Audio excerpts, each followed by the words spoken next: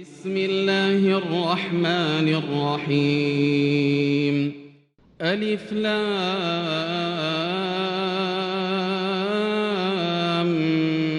ميم.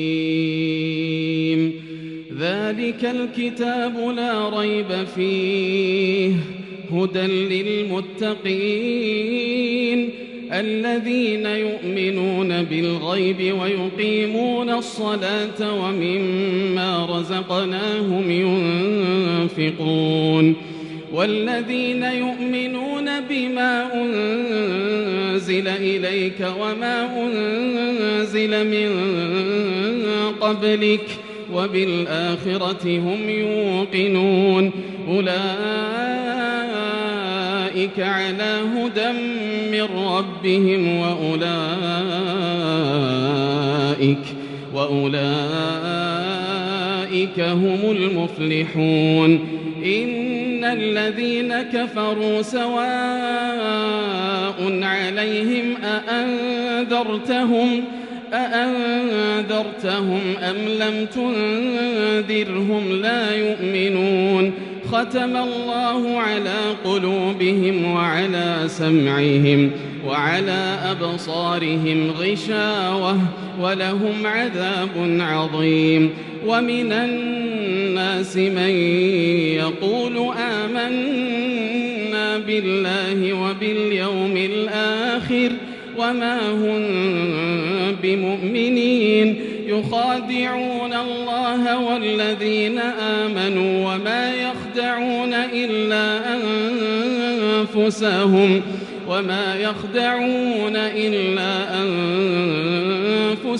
وما يشعرون. في قلوبهم مرض فزادهم الله مرضا ولهم عذاب أليم بما كانوا يكذبون. وإذا قيل لهم لا تفسدوا في الأرض قالوا إنما نحن مصلحون ألا إنهم هم المفسدون ولكن لا يشعرون. وإذا قيل لهم آمنوا كما آمن الناس قالوا أنؤمن كما آمن السفهاء ألا إنهم هم السفهاء ولكن لا يعلمون. وإذا لقوا الذين آمنوا قالوا آمنا وإذا خلوا إلى شياطينهم قالوا إنا معكم إنما نحن مستهزئون. الله يستهزئ بهم ويمدهم في طغيانهم يعمهون. أولئك الذين اشتروا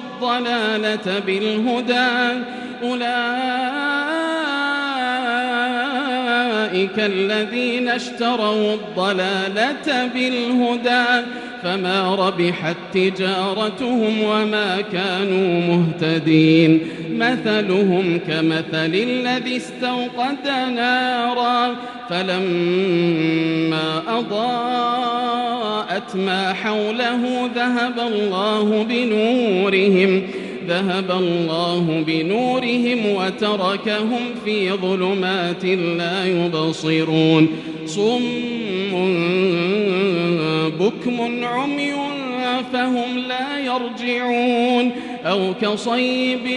من السماء فيه ظلمات ورعد وبرق يجعلون أصابعهم في آذانهم من الصواعق حذر الموت والله محيط بالكافرين. يكاد البرق يخطف أبصارهم كلما أضاء لهم مشوا فيه وإذا أظلم عليهم قاموا ولو شاء الله لذهب بسمعهم وأبصارهم إن الله على كل شيء قدير. يا أيها الناس اعبدوا ربكم الذي خلقكم والذين من قبلكم لعلكم تتقون. الذي جعل لكم الأرض فراشا والسماء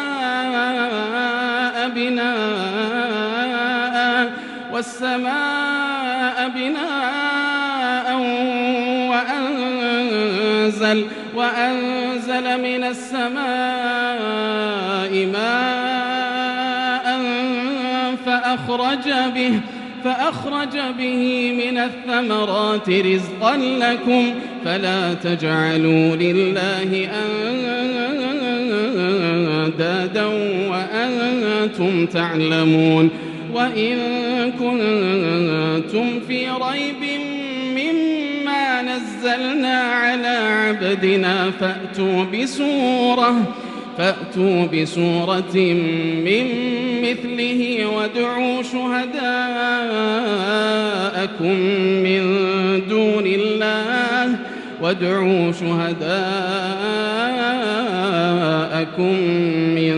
دون الله إن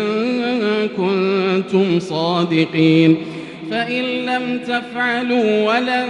تفعلوا فاتقوا النار التي وقودها الناس والحجارة أعدت للكافرين. وبشر الذين آمنوا وعملوا الصالحات أن لهم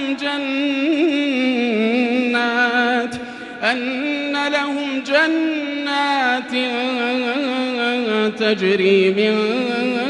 تحتها الأنهار كلما رزقوا منها من ثمرة رزقا قالوا هذا الذي رزقنا من قبل وأتوا به متشابها ولهم فيها أزواج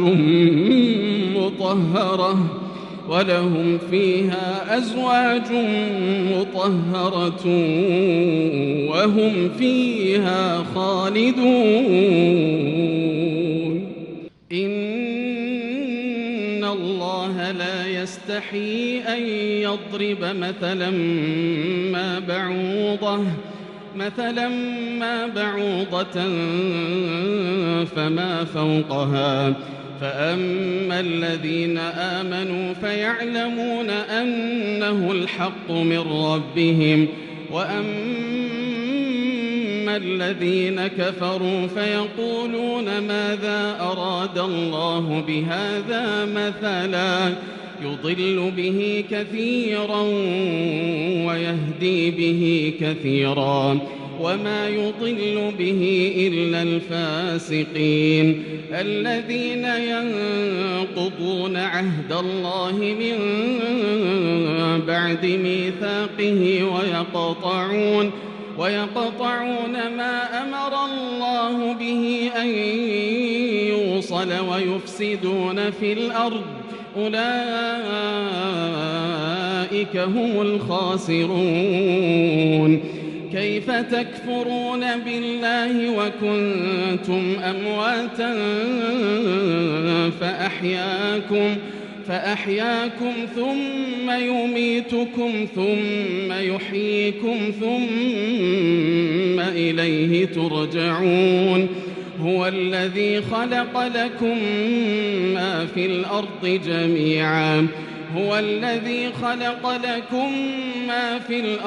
جميعا ثم استوى إلى السماء فسواهن 7 سماوات وهو بكل شيء عليم. وإذ قال ربك للملائكة إني جاعل في الأرض خليفة قالوا أتجعل فيها من يفسد فيها ويسفك الدماء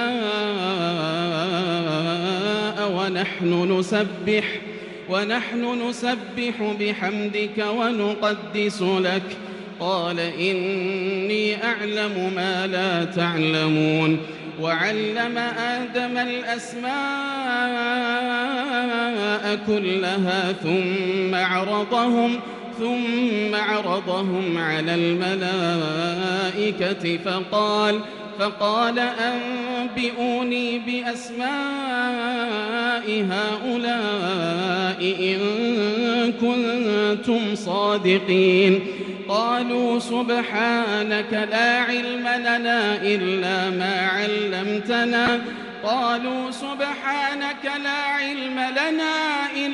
ما علمتنا إنك أنت العليم الحكيم قال يا آدم أنبئهم بأسمائهم فلما أنبأهم بأسمائهم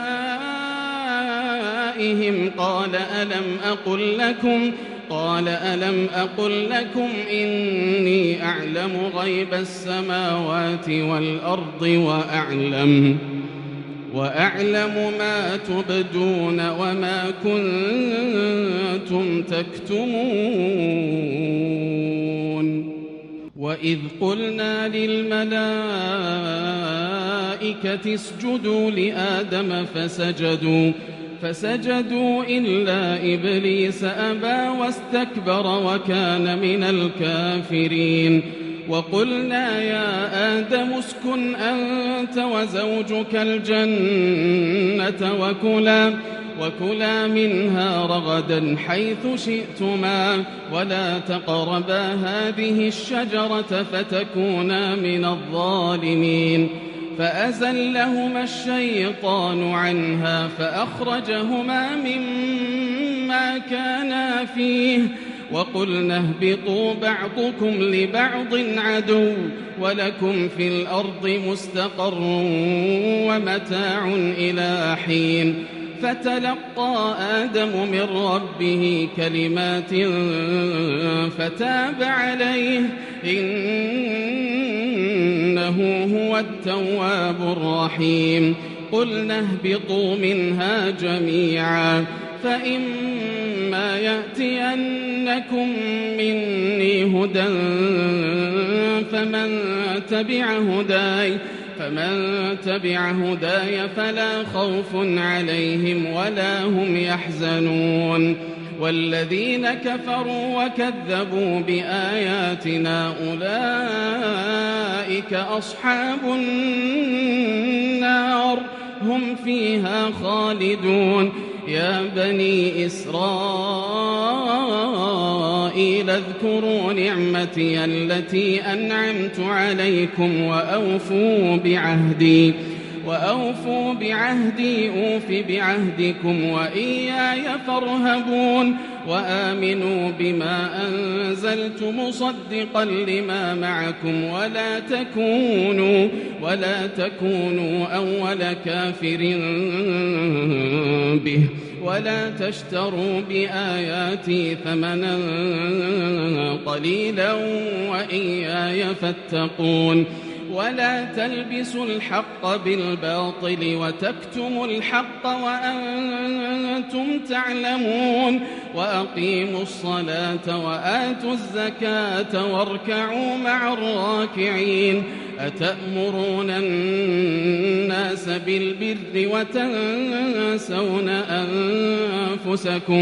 أتأمرون الناس بالبر وتنسون أنفسكم وأنتم تتلون الكتاب أفلا تعقلون واستعينوا بالصبر والصلاة وإنها لكبيرة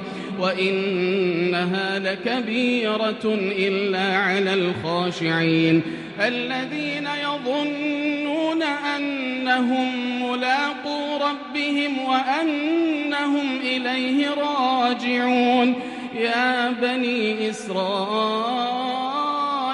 واذكروا نعمتي التي أنعمت عليكم وأني فضلتكم على العالمين واتقوا يوما لا تجزي نفس عن نفس شيئا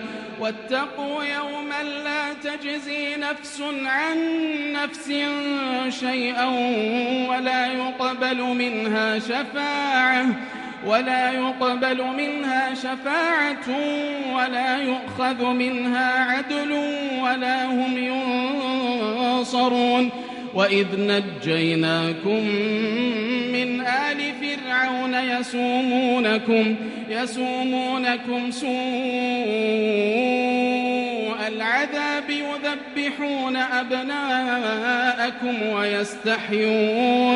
يذبحون أبناءكم ويستحيون نساءكم وفي ذلكم بلاء من ربكم عظيم وإذ فرقنا بكم البحر فأنجيناكم وأغرقنا آل فرعون وأنتم تنظرون وإذ واعدنا موسى 40 ليلة ثم اتخذتم العجل من بعده وأنتم ظالمون ثم عفونا عنكم من بعد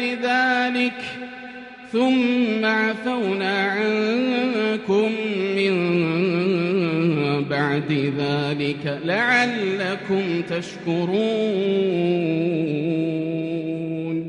وإذ آتينا موسى الكتاب والفرقان لعلكم تهتدون وإذ قال موسى لقومه يا قوم إنكم ظلمتم أنفسكم باتخاذكم العجل فتوبوا إلى بارئكم فاقتلوا أنفسكم ذلكم خير لكم عند بارئكم فتاب عليكم إنه هو التواب الرحيم وإذ قلتم يا موسى لن نؤمن لك حتى نرى الله جهرة فأخذتكم الصاعقة وأنتم تنظرون ثم بعثناكم من بعد موتكم لعلكم تشكرون وظللنا عليكم الغمام وأنزلنا عليكم المن والسلوى كلوا من طيبات ما رزقناكم وما ظلمونا ولكن كانوا أنفسهم يظلمون وإذ قلنا ادخلوا هذه القرية فكلوا منها حيث شئتم رغدا وادخلوا الباب سجدا وقولوا حطة نغفر لكم خطاياكم وسنزيد المحسنين فبدل الذين ظلموا قولا غير الذي قيل لهم فأنزلنا على الذين ظلموا رجزا من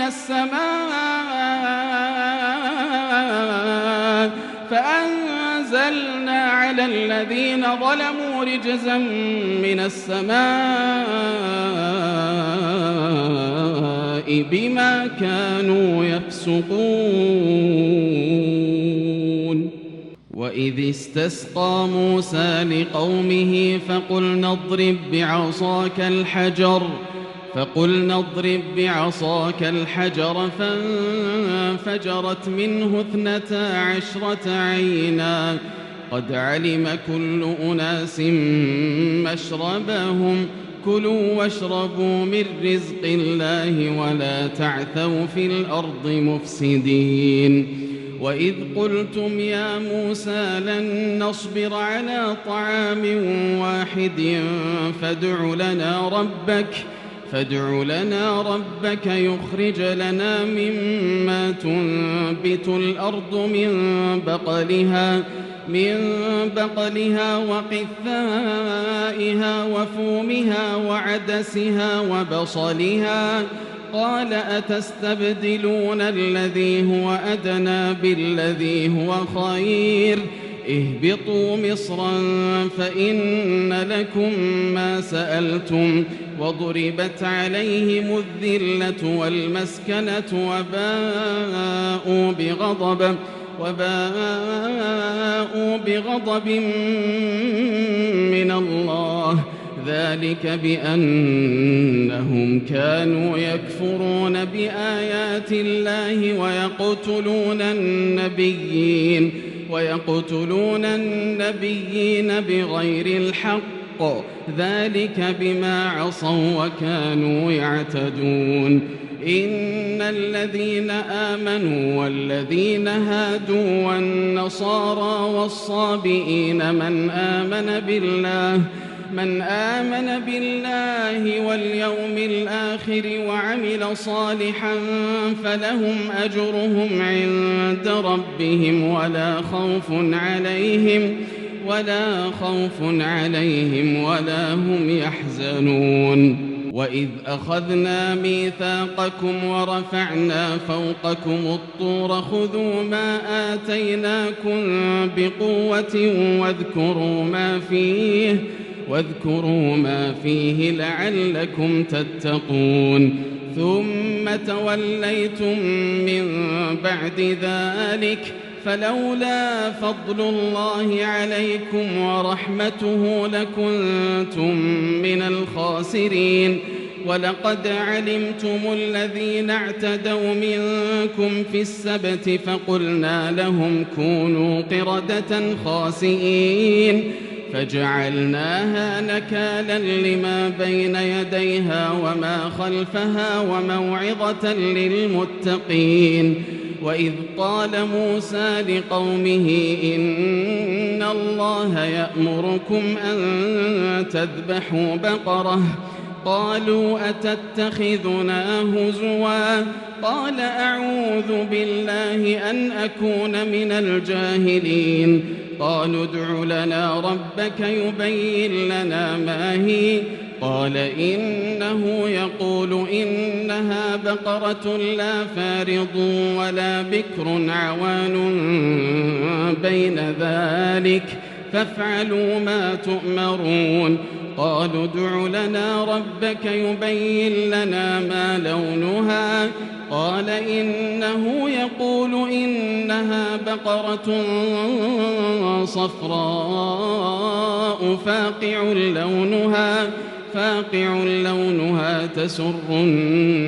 الناظرين قالوا ادع لنا ربك يبين لنا ما هي إن البقرة شابه علينا وإنا إن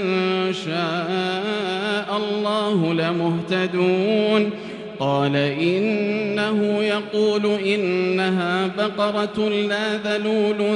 تثير الأرض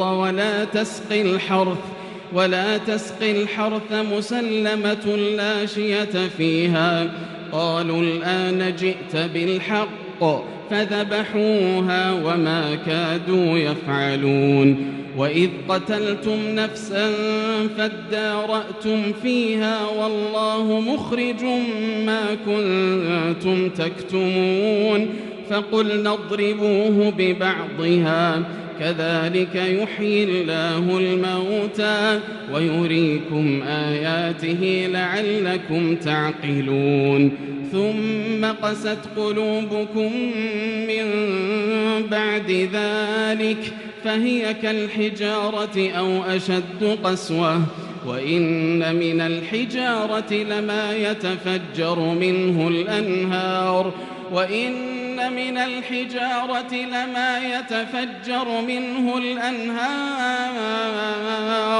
وإن منها لما يشقق فيخرج منه الماء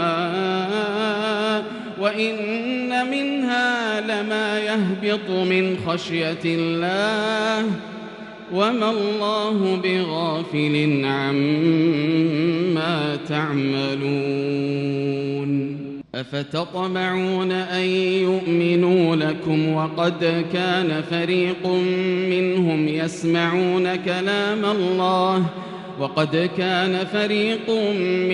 يسمعون كلام الله ثم يحرفونه من بعد ما عقلوه وهم يعلمون. وإذا لقوا الذين آمنوا قالوا آمنا وإذا خلا بعضهم إلى بعض قالوا أتحدثونهم بما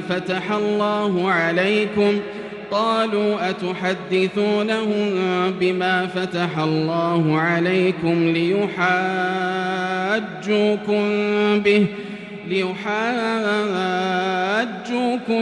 به عند ربكم أفلا تعقلون. أولا يعلمون أن الله يعلم ما يسرون وما يعلنون. ومنهم أميون لا يعلمون الكتاب إلا أماني وإن هم إلا يظنون. فويل للذين يكتبون الكتاب بأيديهم ثم يقولون هذا من عند الله ليشتروا به ثمنا قليلا فويل لهم مما كتبت أيديهم وويل لهم مما يكسبون. وقالوا لن تمسنا النار إلا أياما معدودة قل أتخذتم عند الله عهدا فلن يخلف الله عهده أم تقولون على الله ما لا تعلمون. بلى من كسب سيئة وأحاطت به خطيئته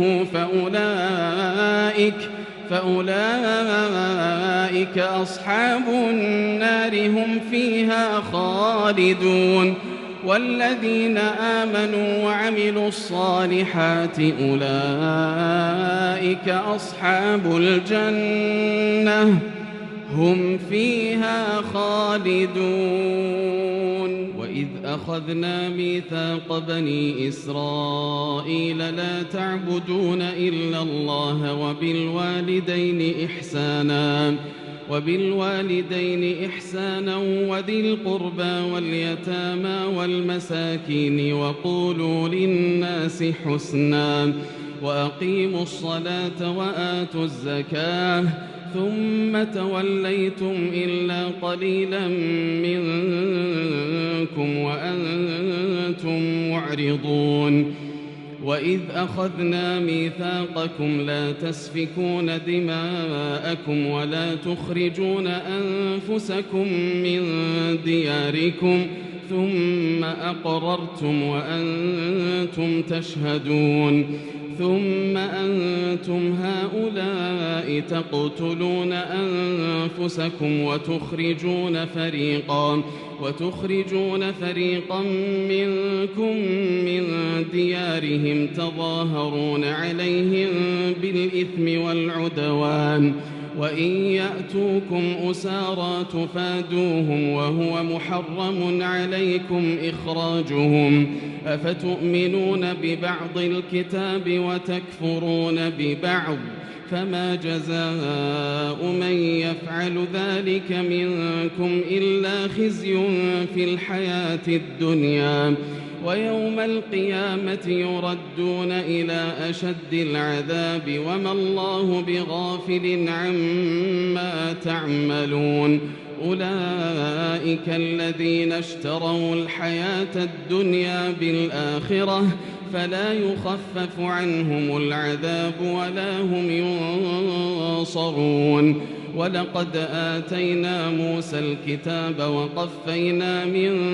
بعده بالرسل وآتينا عيسى ابن مريم البينات وأيدناه بروح القدس أفكلما جاءكم رسول بما لا تهوى أنفسكم استكبرتم ففريقا كذبتم وفريقا تقتلون وقالوا قلوبنا غلف بل لعنهم الله بكفرهم فقليلا ما يؤمنون ولما جاءهم كتاب من عند الله مصدق لما معهم وكانوا من قبل يستفتحون على الذين كفروا فلما جاءهم ما عرفوا كفروا به فلعنة الله على الكافرين بئس ما اشتروا به أنفسهم أن يكفروا بما أنزل الله بغيا أن ينزل الله من فضله على من يشاء من عباده فباءوا بغضب على غضب وللكافرين عذاب مهين وإذا قيل لهم آمنوا بما أنزل الله قالوا نؤمن بما أنزل علينا ويكفرون بما وراءه وهو الحق مصدقا لما معهم قل فلم تقتلون أنبياء الله من قبل إن كنتم مؤمنين ولقد جاءكم موسى بالبينات ثم اتخذتم العجل من بعده وأنتم ظالمون وإذ أخذنا ميثاقكم ورفعنا فوقكم الطور خذوا ما آتيناكم بقوة واسمعوا قالوا سمعنا وعصينا وأشربوا في قلوبهم العجل بكفرهم قل بئس ما يأمركم به إيمانكم إن كنتم مؤمنين قل إن كانت لكم الدار الآخرة عند الله خالصة من دون الناس فتمنوا الموت إن كنتم صادقين ولن يتمنوه أبدا بما قدمت أيديهم والله عليم بالظالمين ولتجدنهم أحرص الناس على حياة ومن الذين أشركوا يود أحدهم لو يعمر 1000 سنة وما هو بمزحزحه من العذاب أن يعمر والله بصير بما يعملون قل من كان عدوا لجبريل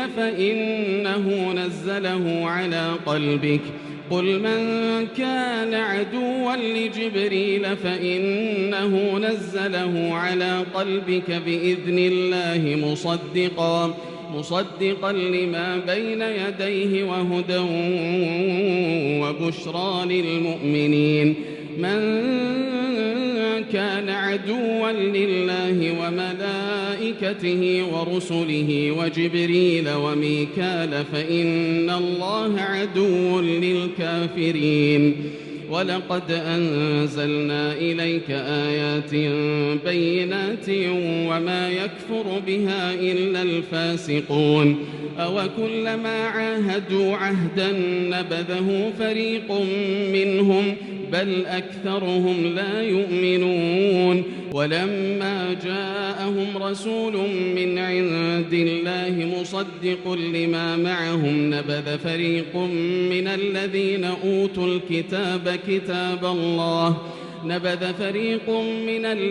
أوتوا الكتاب كتاب الله وراء ظهورهم كأنهم لا يعلمون واتبعوا ما تتلو الشياطين على ملك سليمان وما كفر سليمان ولكن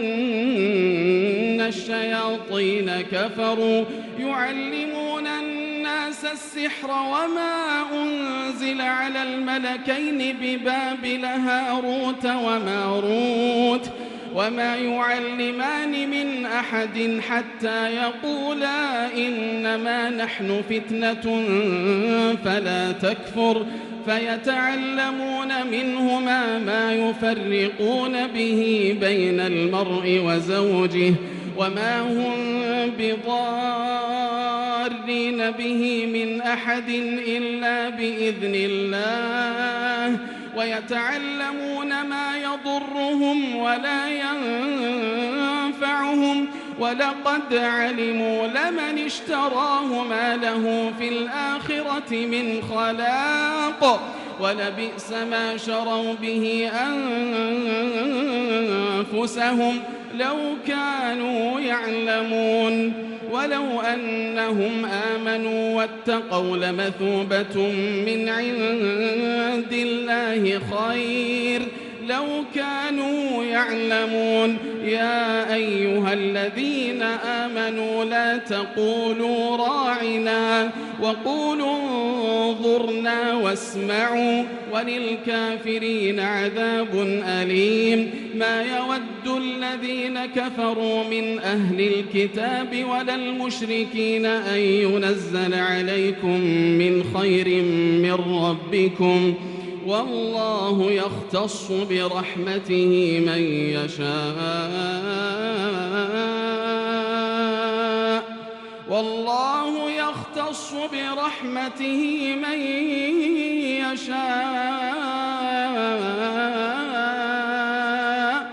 والله ذو الفضل العظيم ما ننسخ من آية أو ننسها نأت بخير منها أو مثلها ألم تعلم أن الله على كل شيء قدير ألم تعلم أن الله له ملك السماوات والأرض وما لكم من دون الله من ولي ولا نصير أم تريدون أن تسألوا رسولكم كما سئل موسى من قبل ومن يتبدل الكفر بالإيمان فقد ضل سواء السبيل ود كثير من أهل الكتاب لو يردونكم من بعد إيمانكم كفارا حسدا من عند أنفسهم من بعد ما تبين لهم الحق فاعفوا واصفحوا حتى يأتي الله بأمره إن الله على كل شيء قدير وأقيموا الصلاة وآتوا الزكاة وما تقدموا لأنفسكم من خير تجدوه عند الله إن الله بما تعملون بصير وقالوا لن يدخل الجنة إلا من كان هودا أو نصارى تلك أمانيهم قل هاتوا برهانكم إن كنتم صادقين بلى من أسلم وجهه لله وهو محسن فله أجره عند ربه ولا خوف عليهم ولا هم يحزنون وقالت اليهود ليست النصارى على شيء وقالت النصارى ليست اليهود على شيء وهم يتلون الكتاب كذلك قال الذين لا يعلمون مثل قولهم فالله يحكم بينهم يوم القيامة فيما كانوا فيه يختلفون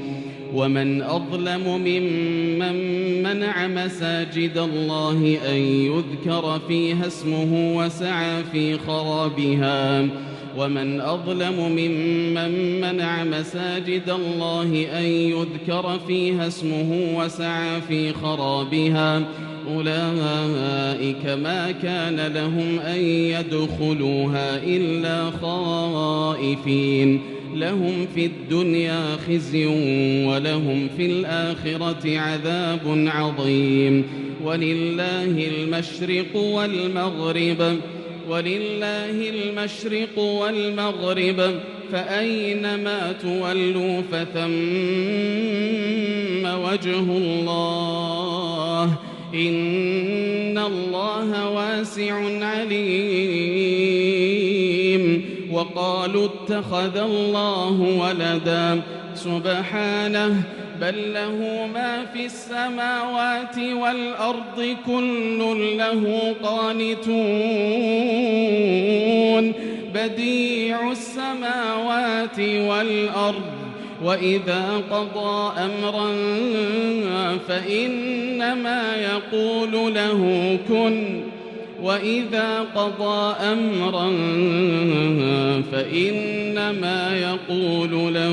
كن فيكون وقال الذين لا يعلمون لولا يكلمنا الله أو تأتينا آية كذلك قال الذين من قبلهم مثل قولهم تشابهت قلوبهم قد بينا الآيات لقوم يوقنون إنا أرسلناك بالحق بشيرا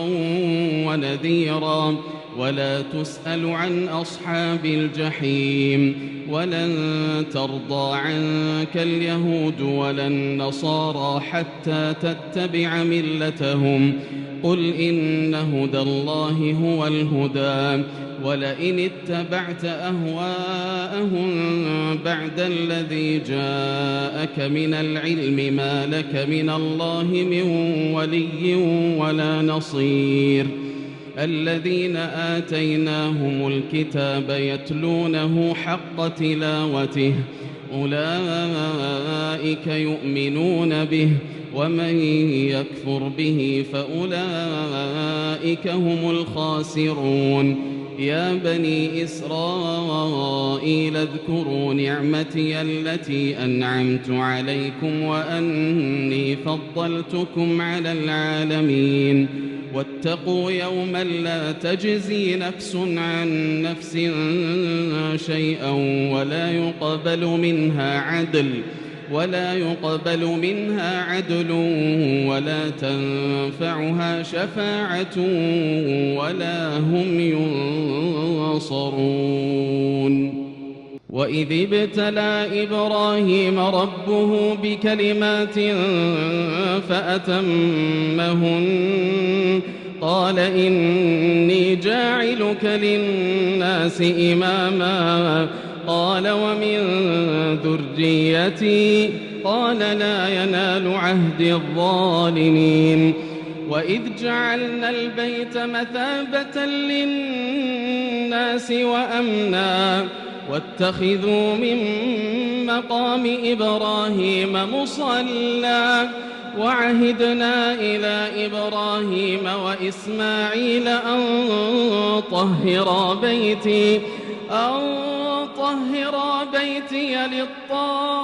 للطائفين والعاكفين والركع السجود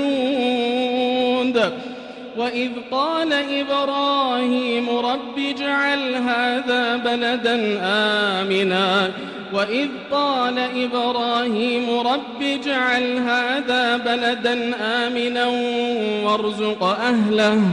وارزق أهله من الثمرات من آمن منهم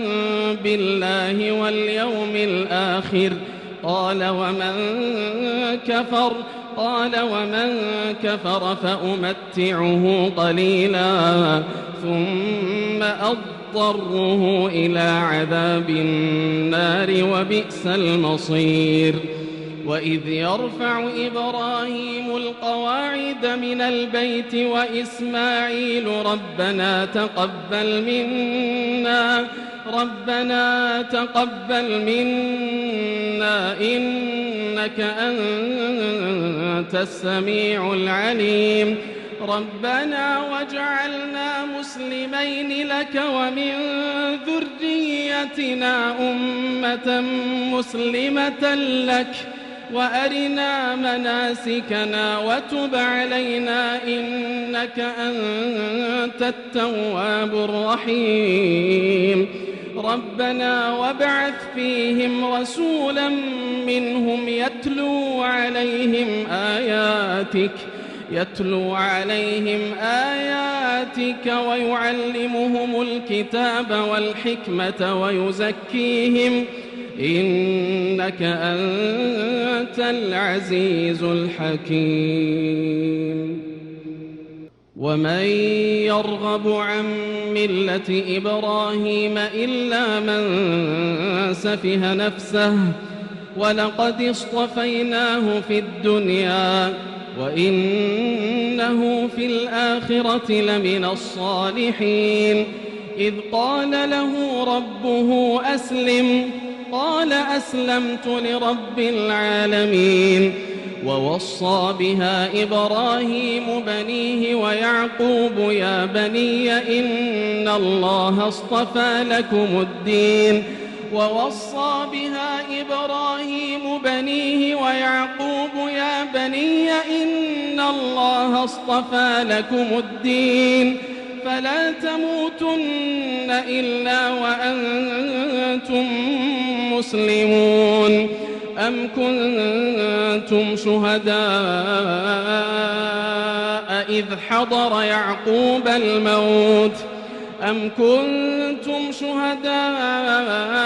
إذ حضر يعقوب الموت إذ قال لبنيه ما تعبدون من بعدي قالوا نعبد إلهك وإله آبائك إبراهيم وإسماعيل وإسحاق إلها واحدا ونحن له مسلمون تلك أمة قد خلت لها ما كسبت ولكم ما كسبتم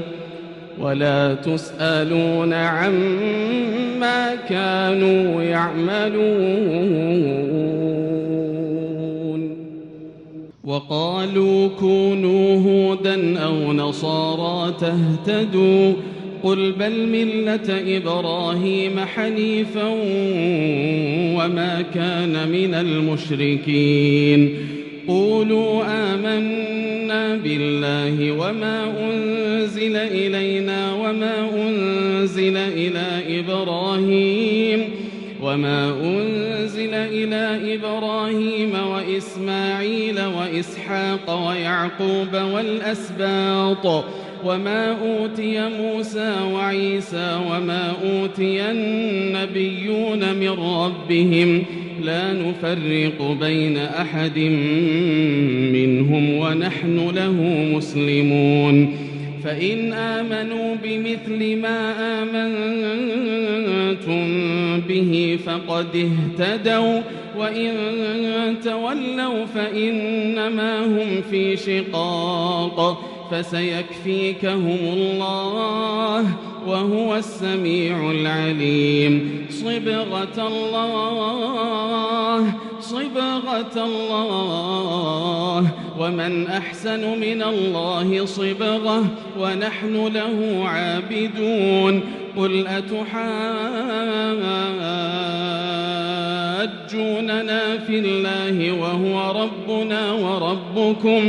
قل أتحاجوننا في الله وهو ربنا وربكم ولنا أعمالنا ولكم أعمالكم ونحن له مخلصون أم تقولون إن إبراهيم وإسماعيل وإسحاق ويعقوب والأسباط كانوا هودا أو نصارى قل أأنتم أعلم أم الله ومن أظلم ممن كتم شهادة عنده من الله وما الله بغافل عما تعملون تلك أمة قد خلت لها ما كسبت ولكم ما كسبتم ولا تسألون عما كانوا يعملون سيقول السفهاء من الناس ما ولاهم عن قبلتهم التي كانوا عليها قل لله المشرق والمغرب يهدي من يشاء إلى صراط مستقيم وكذلك جعلناكم أمة وسطا لتكونوا شهداء على الناس ويكون الرسول عليكم شهيدا وما جعلنا القبلة التي كنت عليها إلا لنعلم من يتبع الرسول ممن ينقلب على عقبيه وإن كانت لكبيرة إلا على الذين هدى الله وما كان الله ليضيع إيمانكم إن الله بالناس لرءوف رحيم قد نرى تقلب وجهك في السماء فلنولينك قبلة ترضاها فول وجهك شطر المسجد الحرام وحيث ما كنتم فولوا وجوهكم شطره وإن الذين أوتوا الكتاب ليعلمون أنه الحق من ربهم وما الله بغافل عما يعملون ولئن أتيت الذين أوتوا الكتاب بكل آية ما تبعوا قبلتك وما أنت بتابع قبلتهم وما بعضهم بتابع قبلة بعض ولئن اتبعت أهواءهم من بعد ما جاءك من العلم إنك إذا لمن الظالمين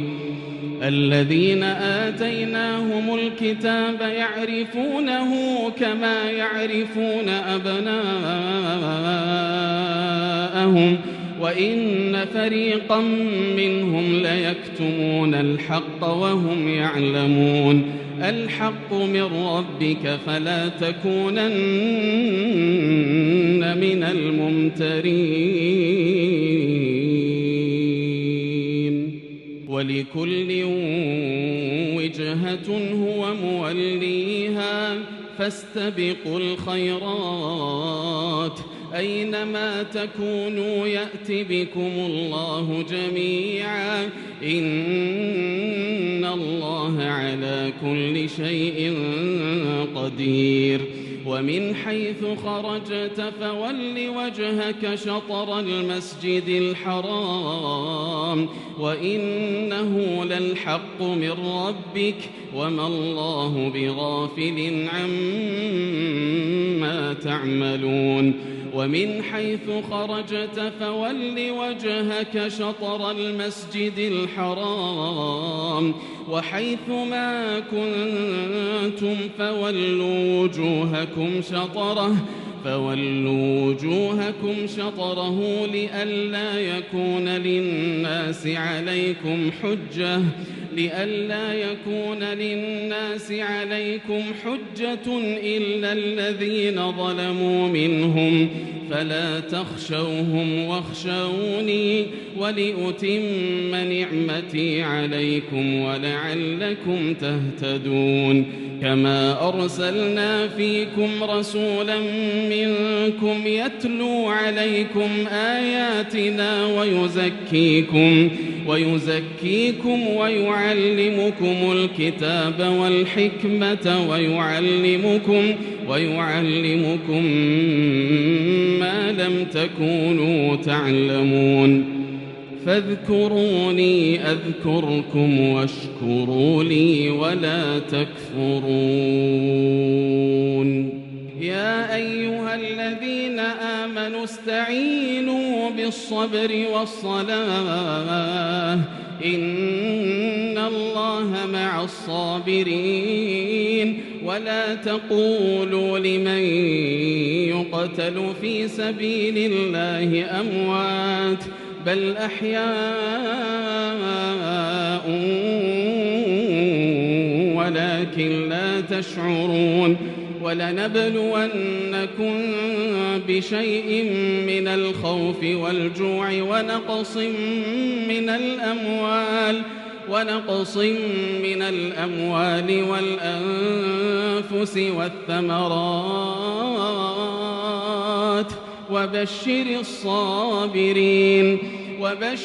الصابرين الذين إذا أصابتهم مصيبة قالوا إنا لله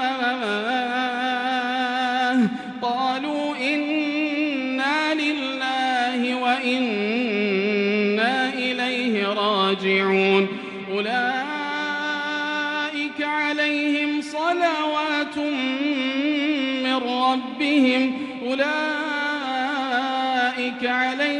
صلوات من ربهم ورحمة وأولئك هم المهتدون. إن الصفا والمروة من شعائر الله فمن حج البيت أو اعتمر فلا جناح عليه أن يطوف بهما ومن تطوع خيرا فإن الله شاكر عليم. إن الذين يكتمون ما أنزلنا من البينات والهدى من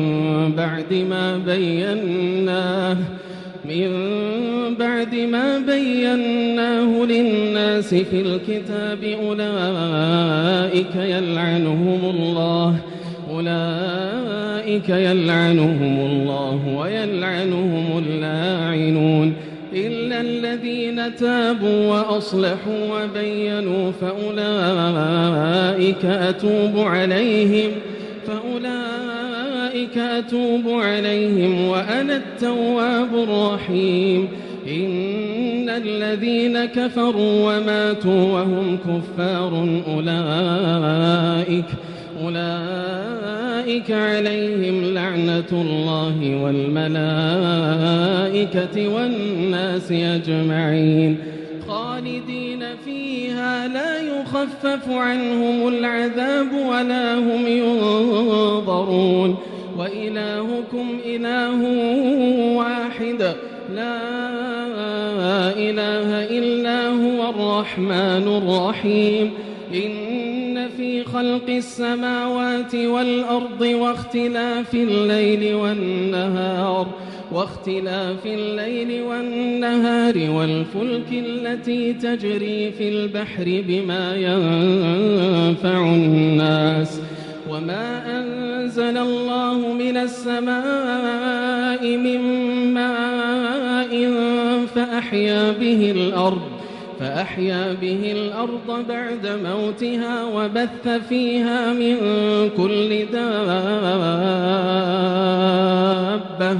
وتصريف الرياح والسحاب المسخر بين السماء والأرض لآيات لقوم يعقلون. ومن الناس من يتخذ من دون الله أندادا يحبونهم كحب الله والذين آمنوا أشد حبا لله. ولو يرى الذين ظلموا إذ يرون العذاب أن القوة لله جميعا وأن الله شديد العذاب. إذ تبرأ الذين اتبعوا من الذين اتبعوا ورأوا العذاب وتقطعت بهم الأسباب وقال الذين اتبعوا لو أن لنا كرة فنتبرأ منهم كما تبرأوا منا كذلك يريهم الله أعمالهم حسرات عليهم وما هم بخارجين من النار. يا أيها الناس كلوا مما في الأرض حلالا طيبا ولا تتبعوا خطوات الشيطان إنه لكم عدو مبين. إنما يأمركم بالسوء والفحشاء وأن تقولوا على الله ما لا تعلمون. وإذا قيل لهم اتبعوا ما أنزل الله قالوا بل نتبع ما ألفينا عليه آباءنا أولو كان آباؤهم لا يعقلون شيئا ولا يهتدون. ومثل الذين كفروا كمثل الذي ينعق بما لا يسمع إلا دعاء ونداء صم بكم عمي فهم لا يعقلون. يا أيها الذين آمنوا كلوا من طيبات ما رزقناكم واشكروا لله إن كنتم إياه تعبدون. إنما حرم عليكم الميتة والدم ولحم الخنزير وما أهل به لغير الله فمن اضطر غير باغ ولا عاد فلا إثم عليه إن الله غفور رحيم. إن الذين يكتمون ما أنزل الله من الكتاب ويشترون به ثمنا قليلا أولئك ما يأكلون في بطونهم إلا النار ولا يكلمهم الله يوم القيامة ولا يزكيهم ولهم عذاب أليم. أولئك الذين اشتروا الضلالة بالهدى والعذاب بالمغفرة فما أصبرهم على النار ذلك بأن الله نزل الكتاب بالحق وإن الذين اختلفوا في الكتاب لفي شقاق بعيد. ليس البر أن تولوا وجوهكم قبل المشرق والمغرب ولكن البر من آمن بالله واليوم الآخر والملائكة والكتاب والنبيين وآتى المال على حبه ذوي القربى واليتامى والمساكين وابن السبيل والسائلين وفي الرقاب وأقام الصلاة وآتى الزكاة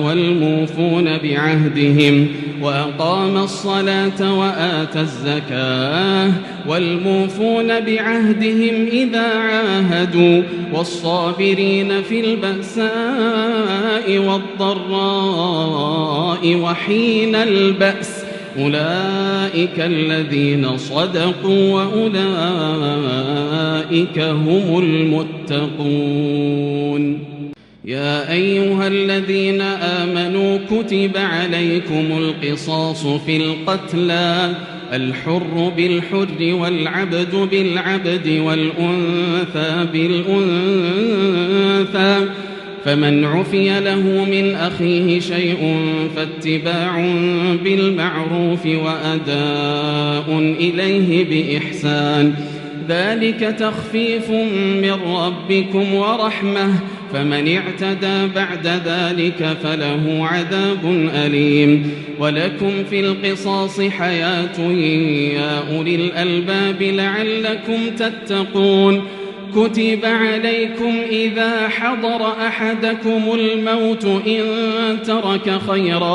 إن ترك خيرا الوصية للوالدين والأقربين بالمعروف حقا على المتقين. فمن بدله بعدما سمعه فإنما إثمه على الذين يبدلونه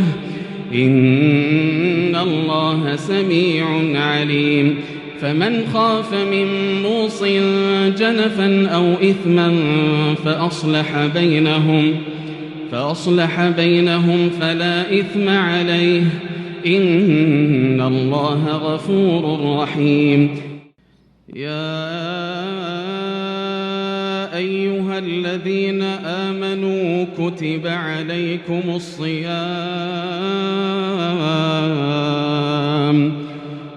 عليكم الصيام كما كتب على الذين من قبلكم لعلكم تتقون.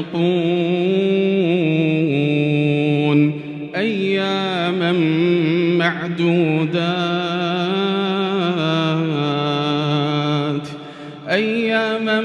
معدودات فمن كان منكم مريضا أو على سفر فعدة من أيام أخر.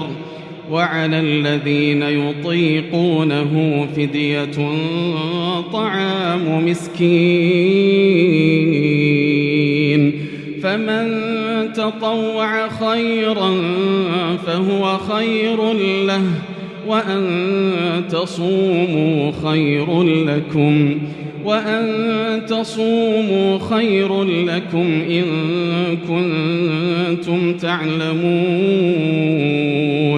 شهر رمضان الذي أنزل فيه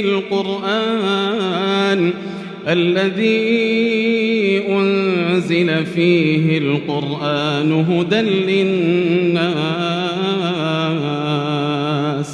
هدى للناس وبينات من الهدى والفرقان. فمن شهد منكم الشهر فليصمه ومن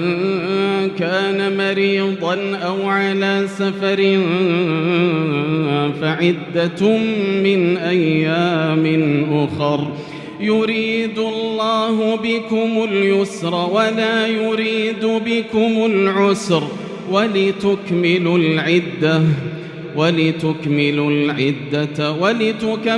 الله على ما هداكم ولعلكم تشكرون. وإذا سألك عبادي عني فإني قريب أجيب دعوة الداع إذا دعان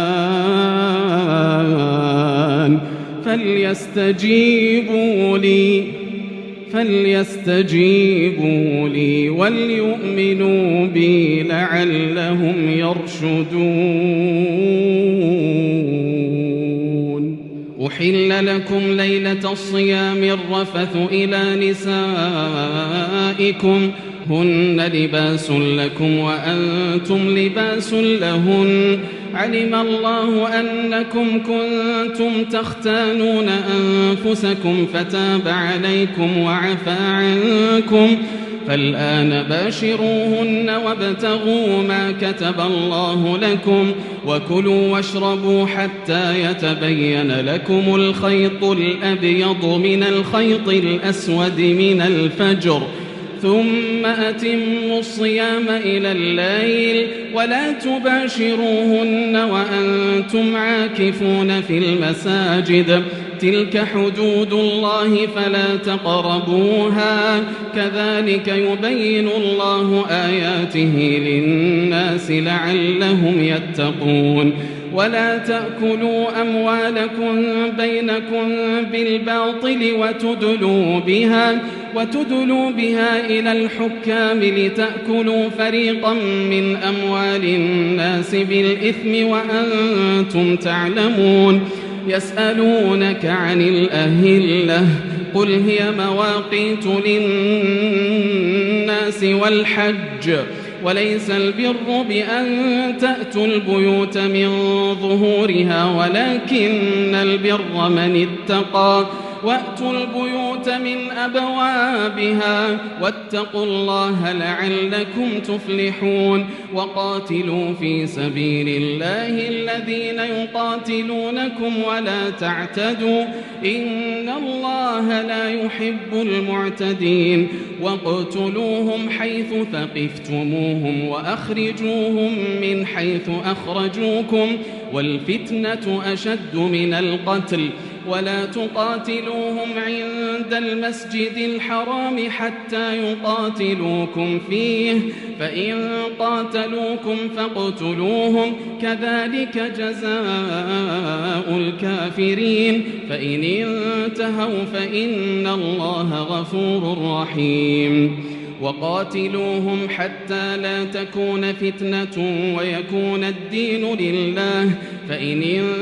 انتهوا فلا عدوان إلا على الظالمين الشهر الحرام بالشهر الحرام والحرمات قصاص فمن اعتدى عليكم فاعتدوا عليه بمثل ما اعتدى عليكم واتقوا الله واعلموا أن الله مع المتقين وأنفقوا في سبيل الله ولا تلقوا بأيديكم إلى التهلكة وأحسنوا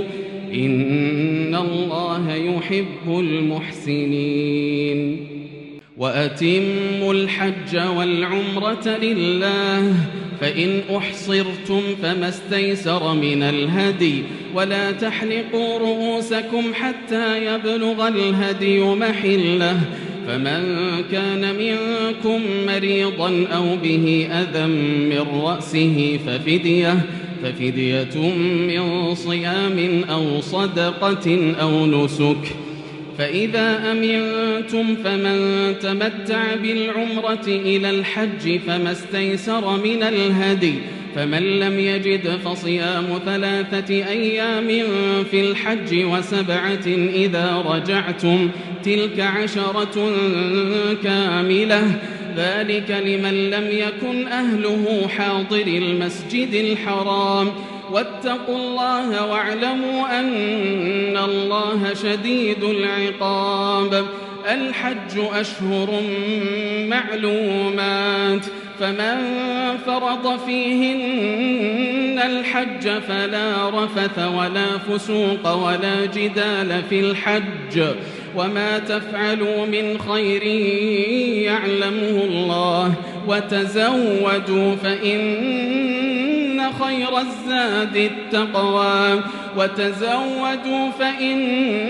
خير الزاد التقوى واتقون يا أولي الألباب ليس عليكم جناح أن تبتغوا فضلا من ربكم فإذا أفضتم من عرفات فاذكروا الله عند المشعر الحرام واذكروه كما هداكم وإن كنتم من قبله لمن الضالين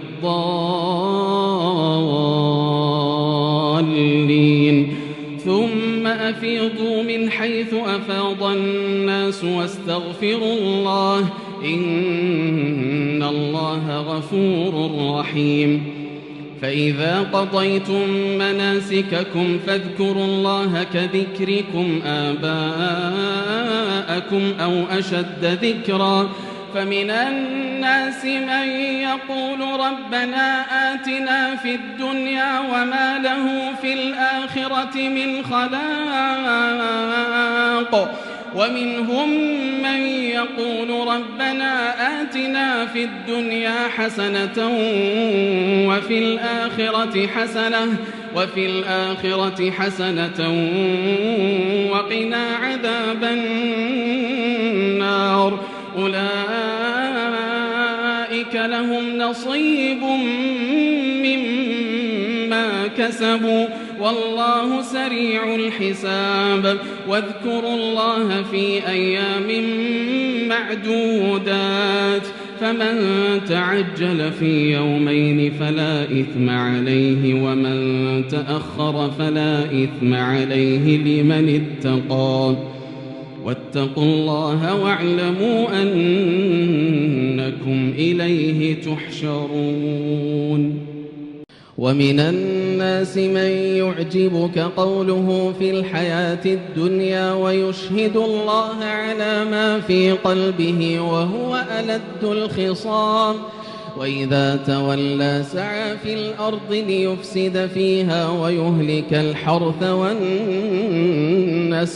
والله لا يحب الفساد وإذا قيل له اتق الله أخذته العزة بالإثم فحسبه جهنم ولبئس المهاد ومن الناس من يشري نفسه ابتغاء مرضات الله والله رؤوف بالعباد يا أيها الذين آمنوا ادخلوا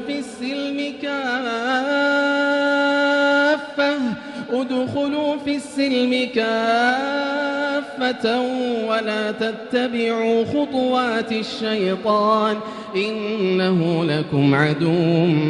مبين فإن زللتم من بعد ما جاءتكم البينات فاعلموا أن الله عزيز حكيم هل ينظرون إلا أن يأتيهم الله في ظلل من الغمام والملائكة وقضي الأمر وإلى الله ترجع الأمور سل بني إسرائيل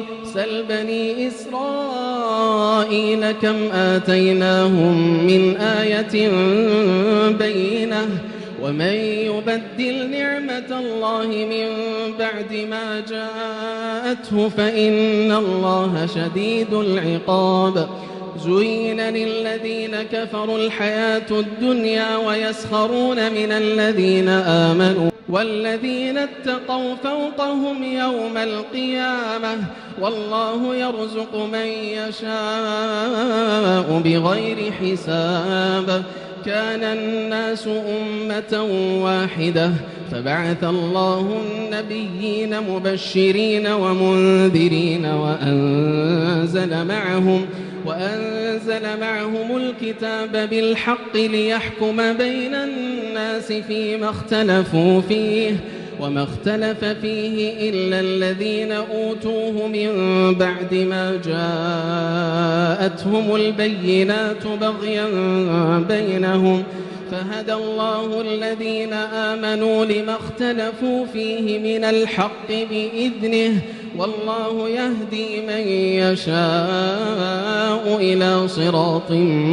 مستقيم أم حسبتم أن تدخلوا الجنة ولما يأتكم مثل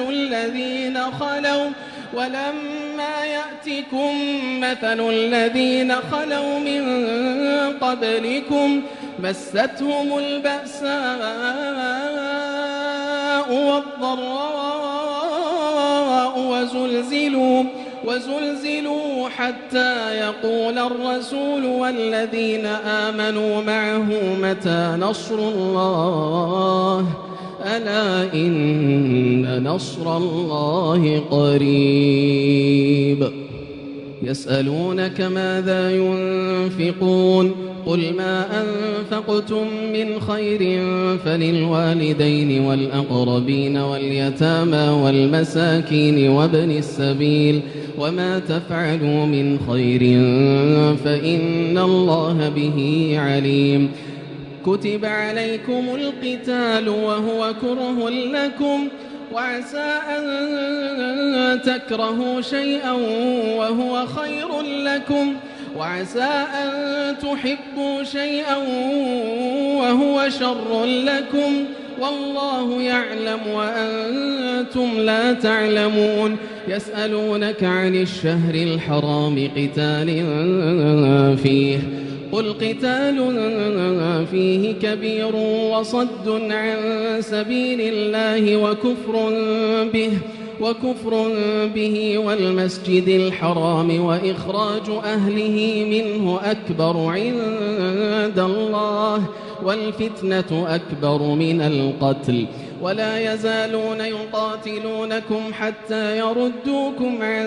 دينكم إن استطاعوا ومن يرتدد منكم عن دينه فيمت وهو كافر فأولئك حبطت أعمالهم في الدنيا والآخرة وأولئك أصحاب النار هم فيها خالدون. إن الذين آمنوا والذين هاجروا وجاهدوا في سبيل الله أولئك يرجون رحمة الله والله غفور رحيم. يسألونك عن الخمر والميسر قل فيهما إثم كبير ومنافع للناس وإثمهما أكبر من نفعهما ويسألونك ماذا ينفقون قل العفو كذلك يبين الله لكم الآيات لعلكم تتفكرون في الدنيا والآخرة.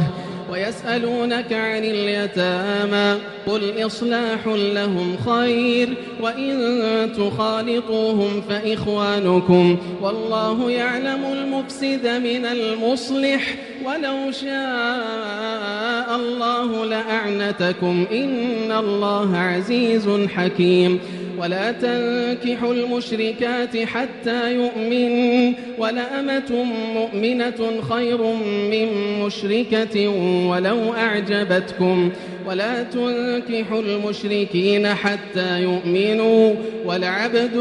مؤمن خير من مشرك ولو أعجبكم أولئك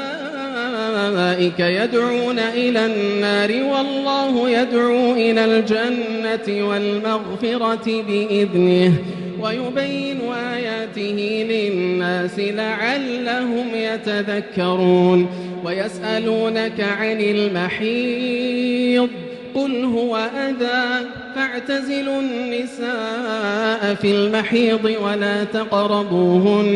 ولا تقربوهن حتى يطهرن فإذا تطهرن فأتوهن من حيث أمركم الله إن الله يحب التوابين ويحب المتطهرين. نساؤكم حرث لكم فأتوا حرثكم أنى شئتم وقدموا لأنفسكم واتقوا الله واعلموا أنكم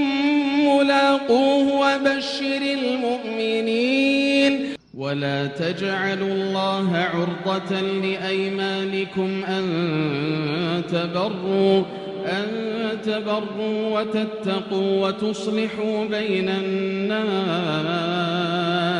والله سميع عليم. لا يؤاخذكم الله باللغو في أيمانكم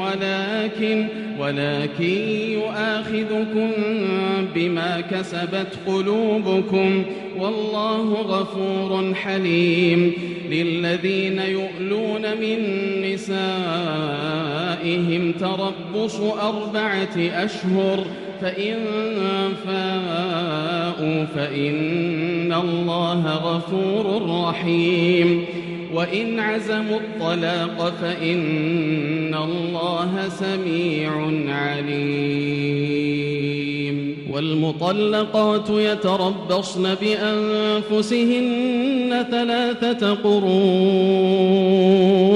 ولا يحل لهن أن يكتمن ما خلق الله في أرحامهن إن كن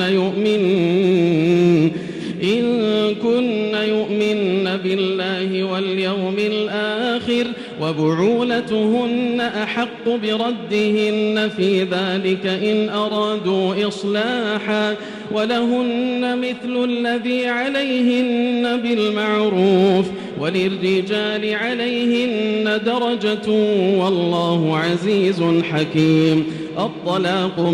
2 فإمساك بمعروف أو تسريح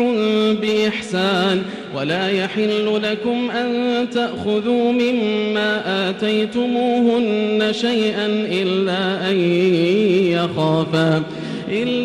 يخافا ألا يقيما حدود الله فإن خفتم ألا يقيما حدود الله فلا جناح عليهما فيما افتدت به تلك حدود الله فلا تعتدوها ومن يتعد حدود الله فأولئك هم الظالمون. فإن طلقها فلا تحل له من بعد حتى تنكح زوجا غيره فإن طلقها فلا جناح عليهما أن يتراجعا إن ظنا أن يقيما حدود الله وتلك حدود الله يبينها لقوم يعلمون. وإذا طلقتم النساء فبلغن أجلهن فأمسكوهن بمعروف أو سرحوهن بمعروف ولا تمسكوهن ضرارا لتعتدوا ومن يفعل ذلك فقد ظلم نفسه ولا تتخذوا آيات الله هزوا واذكروا نعمة الله عليكم وما أنزل عليكم من الكتاب والحكمة يعظكم به واتقوا الله واعلموا أن الله بكل شيء عليم. وإذا طلقتم النساء فبلغن أجلهن فلا تعضلوهن أن ينكحن أزواجهن إذا تراضوا بينهم بالمعروف ذلك يوعظ به من كان منكم يؤمن بالله واليوم الآخر ذلكم أزكى لكم وأطهر والله يعلم وأنتم لا تعلمون. والوالدات يرضعن أولادهن حولين كاملين لمن أراد أن يتم الرضاعة وعلى المولود له رزقهن وكسوتهن بالمعروف لا تكلف نفس إلا وسعها لا تضار والدة بولدها ولا مولود له بولده وعلى الوارث مثل ذلك فإن أرادا فصالا عن تراض منهما وتشاور فلا جناح عليهما. وإن أردتم أن تسترضعوا أولادكم فلا جناح عليكم إذا سلمتم ما آتيتم بالمعروف واتقوا الله واعلموا أن الله بما تعملون بصير. والذين يتوفون منكم ويذرون أزواجا يتربصن بأنفسهن 4 أشهر و10 فإذا بلغن أجلهن فلا جناح عليكم فيما فعلن في أنفسهن بالمعروف والله بما تعملون خبير. ولا جناح عليكم فيما عرضتم به من خطبة النساء أو أكننتم في علم الله أنكم ستذكرونهن ولكن لا تواعدوهن سرا إلا أن تقولوا قولا معروفا ولا تعزموا عقدة النكاح حتى يبلغ الكتاب أجله واعلموا أن الله يعلم ما في أنفسكم فاحذروه واعلموا أن الله غفور حليم لا جناح عليكم إن طلقتم النساء ما لم تمسوهن أو تفرضوا لهن فريضة ومتعوهن على الموسع قدره وعلى المقتر قدره متاعا بالمعروف حقا على المحسنين وإن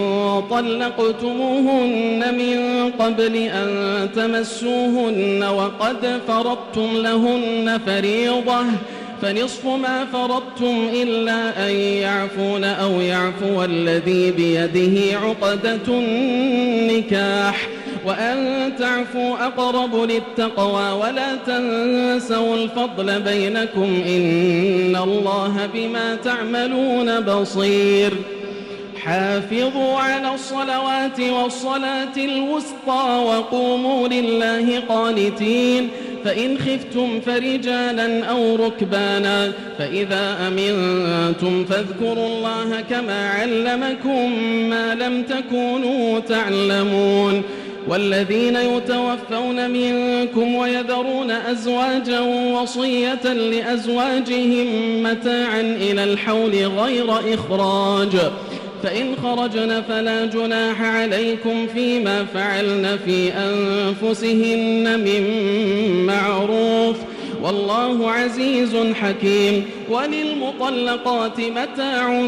بالمعروف حقا على المتقين كذلك يبين الله لكم آياته لعلكم تعقلون ألم تر إلى الذين خرجوا من ديارهم وهم ألوف حذر الموت فقال لهم الله موتوا ثم أحياهم إن الله لذو فضل على الناس ولكن أكثر الناس لا يشكرون وقاتلوا في سبيل الله واعلموا أن الله سميع عليم من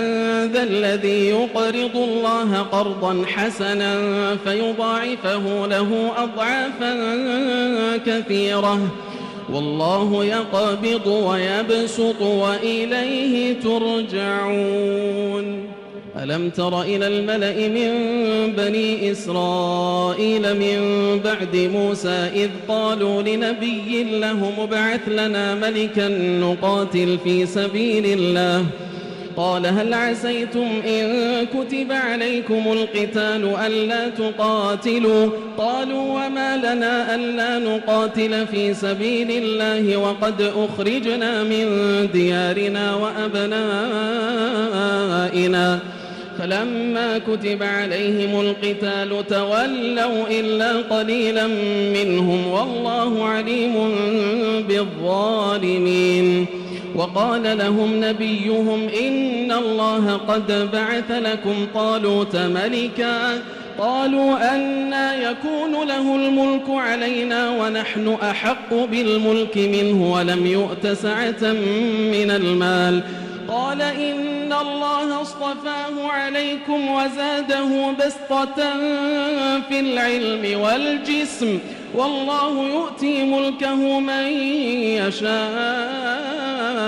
والله واسع عليم وقال لهم نبيهم إن آية ملكه أن يأتيكم التابوت فيه سكينة من ربكم وبقية مما ترك آل موسى وآل هارون تحمله الملائكة إن في ذلك لآية لكم إن كنتم مؤمنين فلما فصل طالوت بالجنود قال إن الله مبتليكم بنهر فمن شرب منه فليس مني ومن لم يطعمه فإنه مني إلا من اغترف غرفة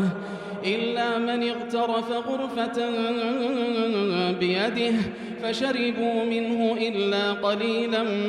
منهم فلما جاوزه هو والذين آمنوا معه قالوا لا طاقة لنا اليوم بجالوت وجنوده قال الذين يظنون أنهم ملاقو الله كم من فئة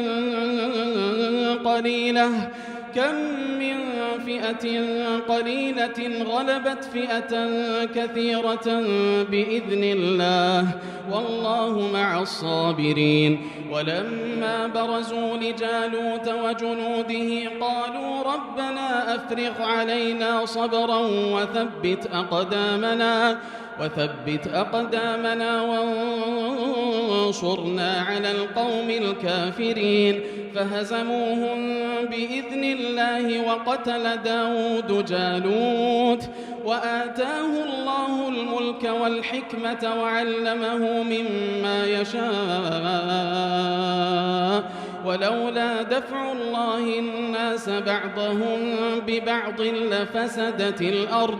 ولكن الله ذو فضل على العالمين تلك آيات الله نتلوها عليك بالحق وإنك لمن المرسلين تلك الرسل فضلنا بعضهم على بعض منهم من كلم الله ورفع بعضهم درجات وآتينا عيسى ابن مريم البينات وأيدناه بروح القدس ولو شاء الله ما اقتتل الذين من بعدهم من بعد ما جاءتهم البينات ولكن اختلفوا فمنهم من آمن ومنهم من كفر ولو شاء الله ما اقتتلوا ولكن الله يفعل ما يريد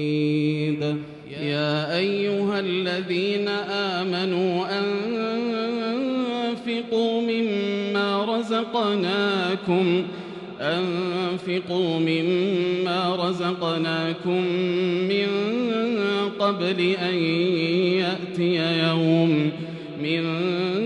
قبل أن يأتي يوم لا بيع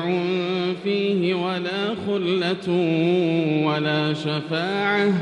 والكافرون هم الظالمون الله لا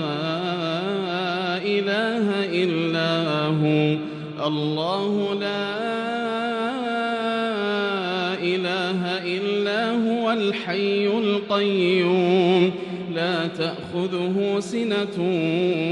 ولا نوم له ما في السماوات وما في الأرض من ذا الذي يشفع عنده إلا بإذنه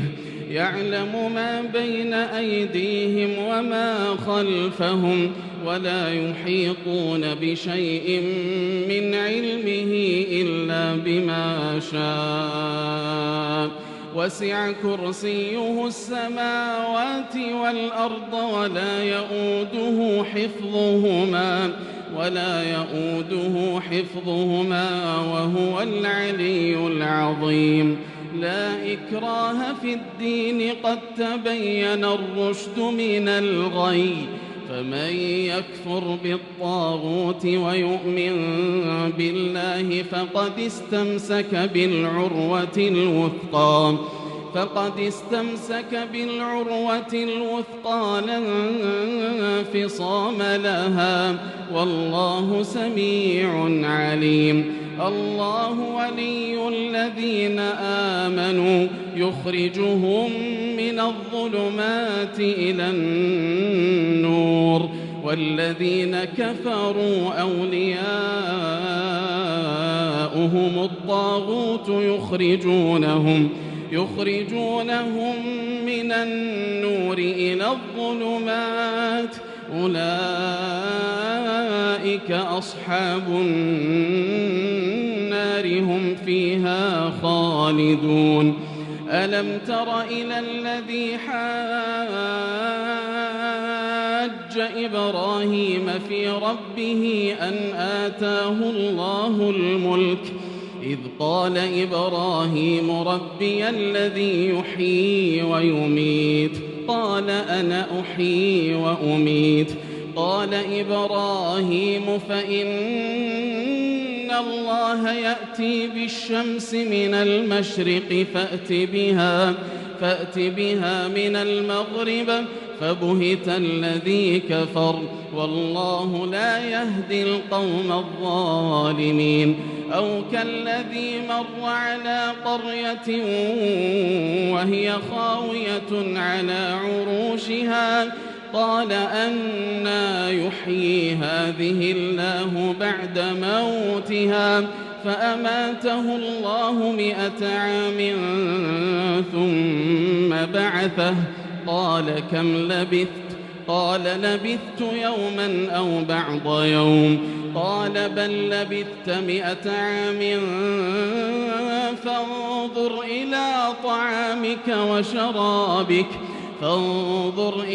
طعامك وشرابك لم يتسنه وانظر إلى حمارك ولنجعلك آية للناس وانظر إلى العظام كيف ننشزها ثم نكسوها لحما فلما تبين له قال أعلم أن الله على كل شيء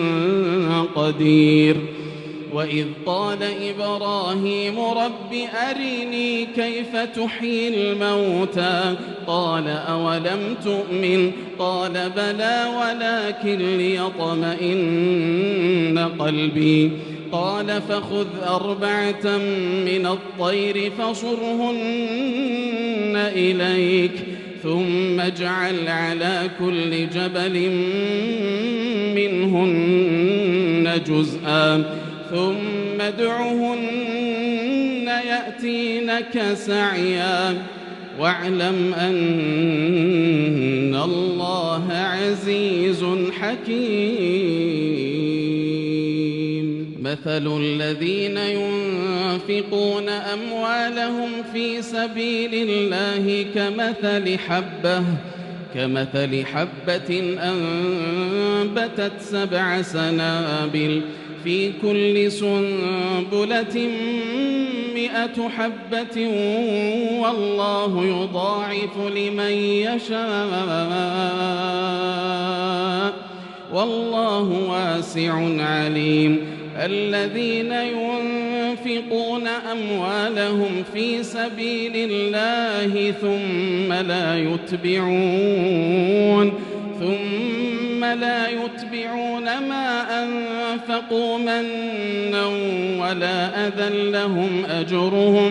لهم أجرهم عند ربهم ولا خوف عليهم ولا هم يحزنون قول معروف ومغفرة خير من صدقة يتبعها أذى والله غني حليم يا أيها الذين آمنوا لا تبطلوا صدقاتكم بالمن والأذى كالذي ينفق ماله رئاء الناس ولا يؤمن بالله واليوم الآخر فمثله كمثل صفوان عليه تراب فأصابه وابل فتركه صلدا لا يقدرون على شيء مما كسبوا والله لا يهدي القوم الكافرين ومثل الذين ينفقون أموالهم ابتغاء مرضات الله وتثبيتا من أنفسهم كمثل جنة بربوة أصابها وابل فآتت أكلها ضعفين فإن لم يصبها وابل فطل والله بما تعملون بصير أيود أحدكم أن تكون له جنة جنة من نخيل وأعناب تجري من تحتها الأنهار له فيها من كل الثمرات وأصابه الكبر وله ذرية ضعفاء فأصابها إعصار فيه نار فاحترقت كذلك يبين الله لكم الآيات لعلكم تتفكرون يا أيها الذين آمنوا أنفقوا من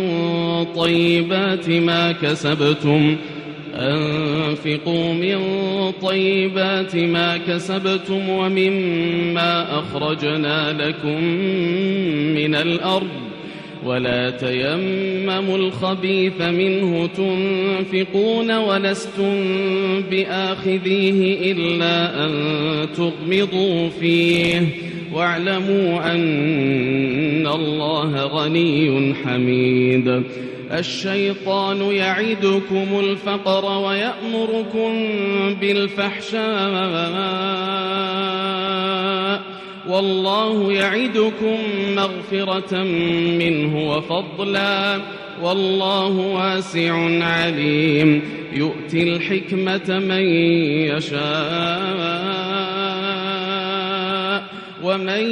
يؤت الحكمة فقد أوتي خيرا كثيرا وما يذكر إلا أولو الألباب وما أنفقتم من نفقة أو نذرتم من نذر فإن الله يعلمه وما للظالمين من أنصار إن تبدوا الصدقات فنعما هي وإن تخفوها وتؤتوها الفقراء فهو خير لكم ويكفر عنكم من سيئاتكم والله بما تعملون خبير ليس عليك هداهم ولكن الله يهدي من يشاء وما تنفقوا من خير فلأنفسكم وما تنفقون إلا ابتغاء وجه الله وما تنفقوا من خير يوفى إليكم وأنتم لا تظلمون للفقراء الذين أحصروا في سبيل الله لا يستطيعون ضربا في الأرض يحسبهم الجاهل أغنياء من التعفف تعرفهم بسيماهم لا يسألون الناس إلحافا وما تنفقوا من خير فإن الله به عليم الذين ينفقون أموالهم بالليل والنهار سرا وعلانية فلهم أجرهم عند ربهم ولا خوف عليهم ولا هم يحزنون الذين يأكلون الربا لا يقومون إلا كما يقوم الذي يتخبطه الشيطان من المس ذلك بأنهم قالوا إنما البيع مثل الربا وأحل الله البيع وحرم الربا فمن جاءه موعظة من ربه فانتهى فله ما سلف وأمره إلى الله ومن عاد فأولئك أصحاب النار هم فيها خالدون يمحق الله الربا ويربي الصدقات والله لا يحب كل كفار أثيم إن الذين آمنوا وعملوا الصالحات وأقاموا الصلاة وآتوا الزكاة لهم أجرهم عند ربهم ولا خوف عليهم ولا هم يحزنون. يا أيها الذين آمنوا اتقوا الله وذروا ما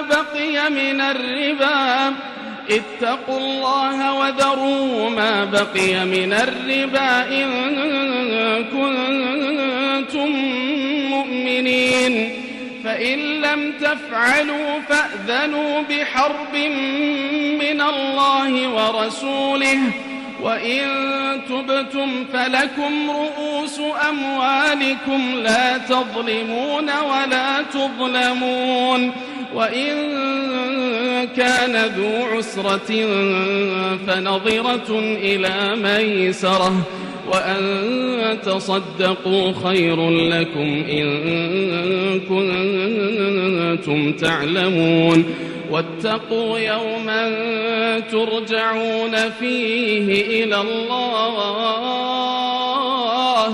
ثم توفى كل نفس ما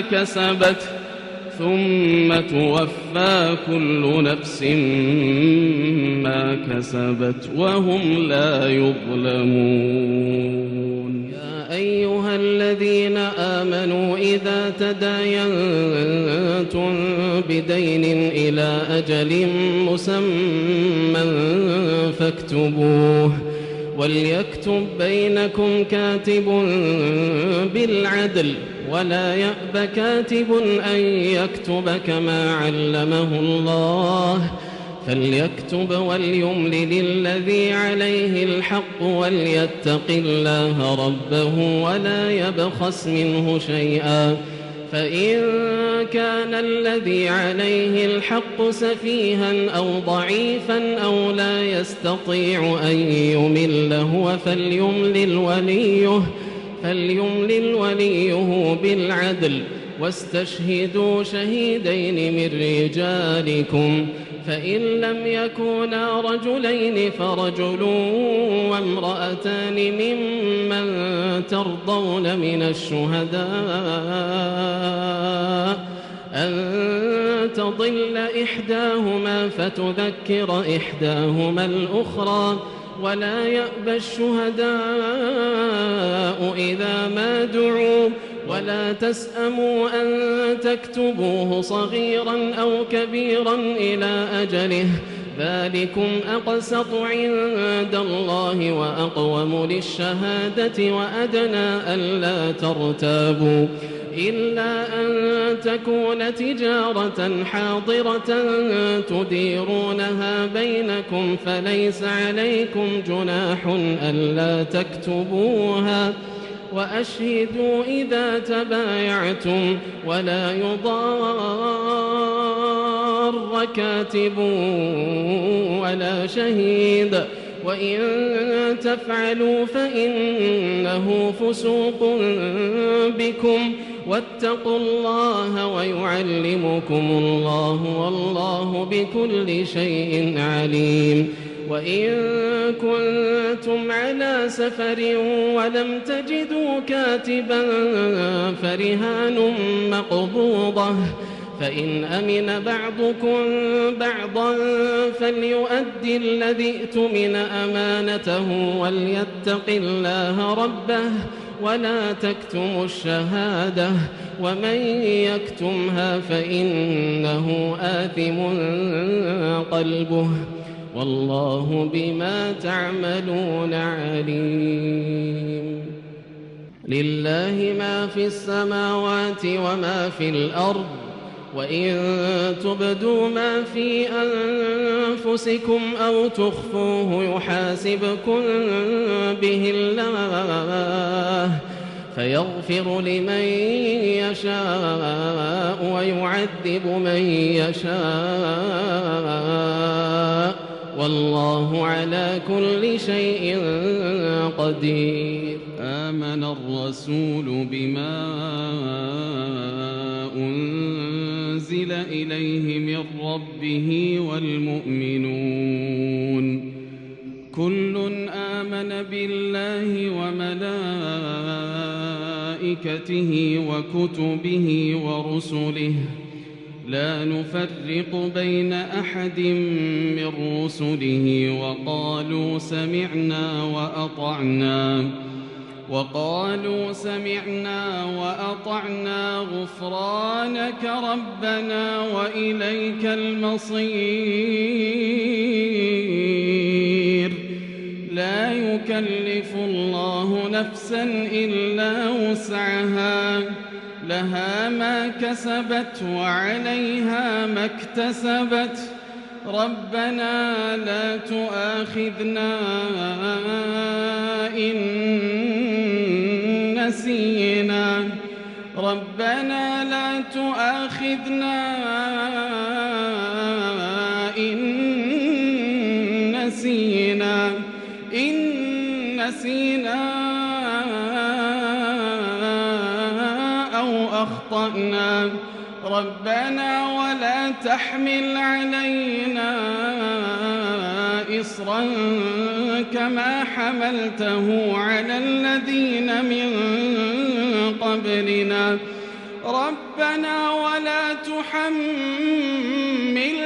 ما لا طاقة لنا به واعف عنا واغفر لنا وارحمنا